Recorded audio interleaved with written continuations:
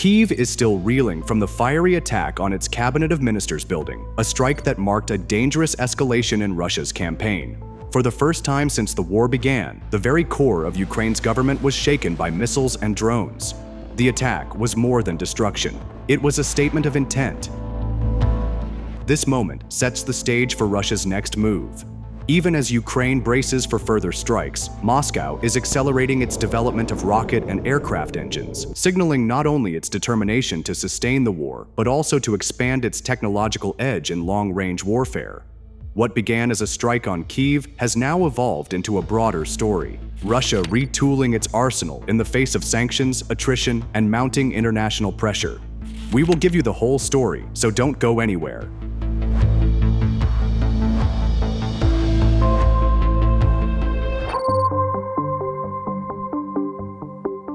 President Vladimir Putin has ordered the fast-tracking of rocket and aircraft engine programs, a move framed as essential to ensuring Russia's dominance in the skies and beyond. The announcement followed high-level meetings with defense industry leaders, where emphasis was placed on developing next-generation propulsion systems. The upgrades span across multiple weapons platforms. First, Russia is modernizing its missile arsenal, including the Iskander series and Kaliber cruise missiles, both of which have been heavily used in Ukraine. Even the strike on September 7th that sent shockwaves through Ukraine's leadership, and the world used 8 Iskander-M ballistic missiles, 11 Iskander-K cruise missiles, and multiple UAV swarms lit up the skies. Ukrainian officials warn that Russia is tweaking these systems for greater accuracy and more effective evasion of air defenses. This includes altering flight paths, enhancing propulsion, and integrating more efficient engines that extend range. Second, Russia is doubling down on drone warfare. The Garand II, its loitering munition, has already proven to be one of the most cost-effective and disruptive tools in the conflict.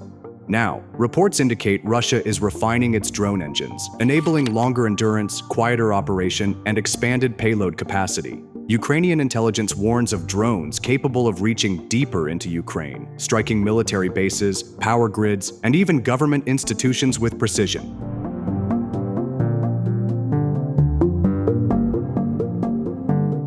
Third, aircraft modernization is on the agenda. Russia is pushing forward with new engines for fighter jets, such as the Su-57 stealth aircraft and the Su-35, aiming to improve thrust-to-weight ratios and fuel efficiency. Strategic bombers like the Tu-95 and Tu-160 are also slated for engine modernization, ensuring Moscow maintains a long-range strike capability with greater reliability.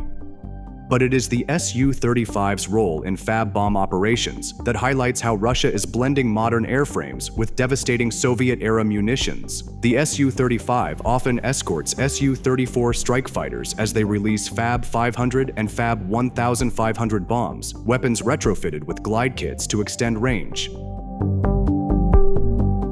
On September 7th, Russian media released footage of Su-35s escorting Su-34s, dropping Fabs over southern Donetsk People Republic, showcasing the precision and scale of this tactic. These bombs are crude, but overwhelming. Their sheer explosive weight makes them ideal for demolishing command centers, bunkers, and fortified positions. On September 8th, Russian aircraft dropped Fab bombs on the command post of Ukraine's 241st Regiment in Novopavlovka. Just one day later, on September 9th, another Ukrainian command post in Zolotoy Kolodez, Donetsk People's Republic, was obliterated by similar strikes. These are not isolated cases. They are part of a systematic campaign to decapitate Ukraine's battlefield command.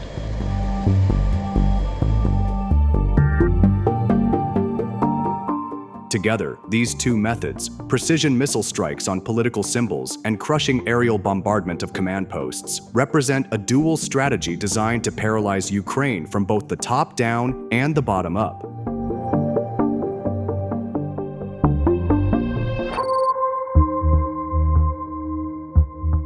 Russia's accelerated push into rocket and aircraft engine development sends a message beyond the battlefield.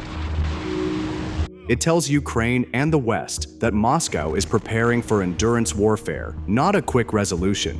Each new missile engine, each upgraded drone, each modernized aircraft, and each Fab bomb sortie increases the strain on Ukraine's defenses and complicates NATO's strategic calculations.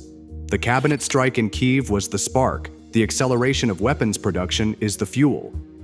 Together, they illustrate Russia's long game, one where symbolic attacks are paired with industrial rearmament.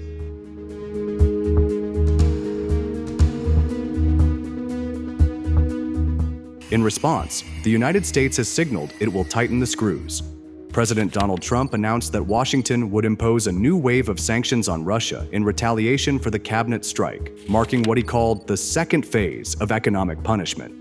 Targeting Russia's energy exports and military industries, the measures are meant to choke off the very revenue streams that sustain Moscow's war effort. But sanctions are not a weapon of instant effect. Russia has weathered waves of restrictions since 2022, relying on its partnerships with China, Iran, and North Korea to blunt Western pressure. Instead of retreating, Moscow has doubled down, cultivating self-reliance and strengthening its defense sector despite the economic drag. The September barrages demonstrate that Russia remains capable of striking across Ukraine with missiles, drones, and fab bombs, even under sanction regimes that were supposed to limit its capacity.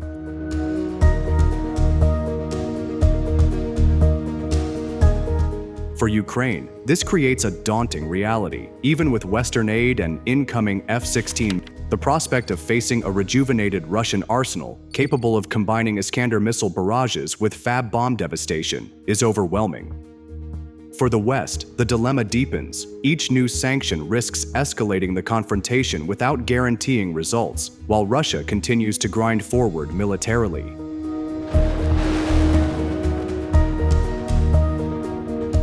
As smoke still lingers over Kyiv's government quarter, the war enters yet another chapter. Russia is not only fighting battles in the streets and skies, but also waging an industrial war. One that could determine the outcome of this conflict and reshape the balance of power in Europe for years to come. And with sanctions failing to halt Russia's trajectory, the question now is whether Western pressure will eventually break the Kremlin's resolve, or whether Moscow's resilience will force the West to reconsider its entire strategy. That's all for today. Thanks for watching.